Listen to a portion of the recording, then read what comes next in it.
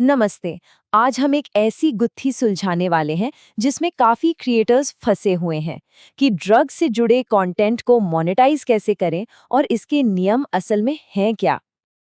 अक्सर क्रिएटर्स के मन में ना एक डर रहता है कि अगर इस सेंसिटिव टॉपिक पर बात की तो कहीं करियर ही खत्म ना हो जाए। पर क्या ये वाकई सच है? तो इसका जवाब है बिल्कुल नहीं। लेकिन एक शर्त है, अगर नियमों को ठीक से समझा जाए। देखिए, ये रूल्स आपको रोकने के लिए नहीं हैं, बल्कि ये एक तरह से गाइड है जो आपको सही रास्ते पर आगे बढ़ने में मदद करते हैं। तो चलिए इसको आसान बनाते हैं। आज हम पहले समझेंगे कि एक क्रिएटर के सामने क्या दुविधा आती है। फिर हम बात करेंगे एक सिंपल ट्रैफिक लाइट सिस्टम की, ग्रीन, येलो और रेड। और हाँ, आखिर में एक सुपर हेल्पफुल 3 सवालों वाली चेकलिस्ट भी है। तो चलिए इस मोनेटाइजेशन की भूल भुलैया को सुलझाते हैं और एक सिंपल सा फ्रेमवर्क देखते हैं, ताकि कंटेंट पूरे कॉन्फिडेंस के साथ बनाया जा सके।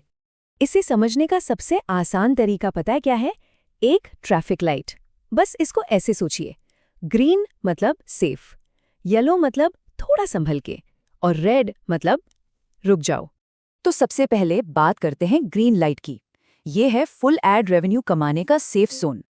देखिए, फुल मोनेटाइजेशन के लिए सबसे जरूरी चीज है इंटेंट, यानी इरादा। अगर कंटेंट का मकसद सिर्फ जानकारी देना है, या उसकी आलोचना करना है, या बस एक न्यूट्रल रिपोर्ट पेश करना है, तो सब ठीक है।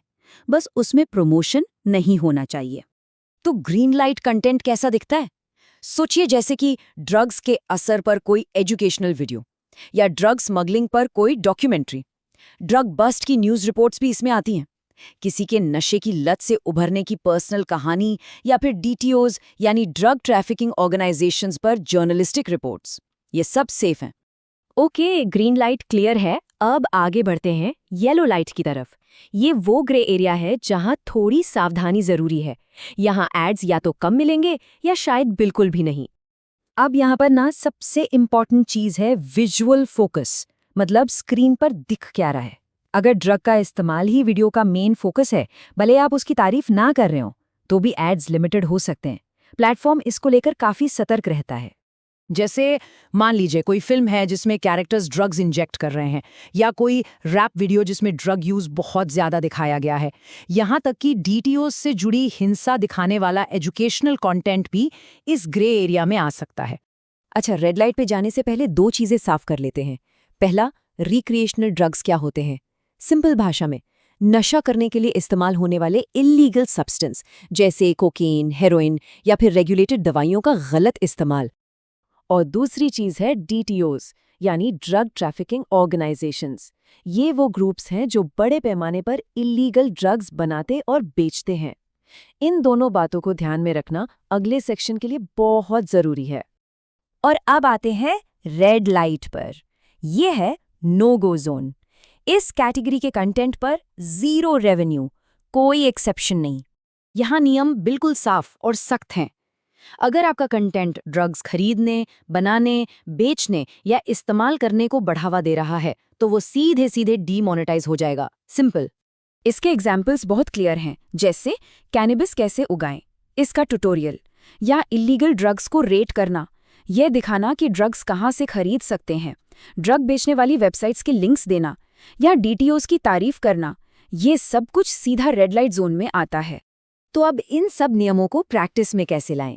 इसके लिए हमारे पास एक क्रिएटर कंपास है, एक सिंपल सी 3 सवालों वाली चेकलिस्ट। कंटेंट पब्लिश करने से पहले बस ये 3 सवाल खुद से पूछ लेने हैं। पहला सवाल, क्या मेरा मकसद एजुकेशन या रिपोर्टिंग है? अगर हाँ, तो कंटेंट के एड फ्रेंडली होने के चांस ज्यादा हैं। दूसरा सवाल, क्या मैं एंटरटेनमेंट के लिए ड्रग यूज पर फोकस कर रहा हूँ? अगर ऐसा है तो एड्स लिमिटेड हो सकते हैं। और तीसरा और सबसे इंपॉर्टेंट सवाल, क्या मैं ड्रग्स को प्रमोट कर रहा हूँ, उनके बारे में सिखा रहा हूँ, या उन्हें इस्तेमाल करने को बढ़ावा दे रहा हूँ? अगर इसका जवाब हाँ है तो एड्स नहीं मिलेंगे।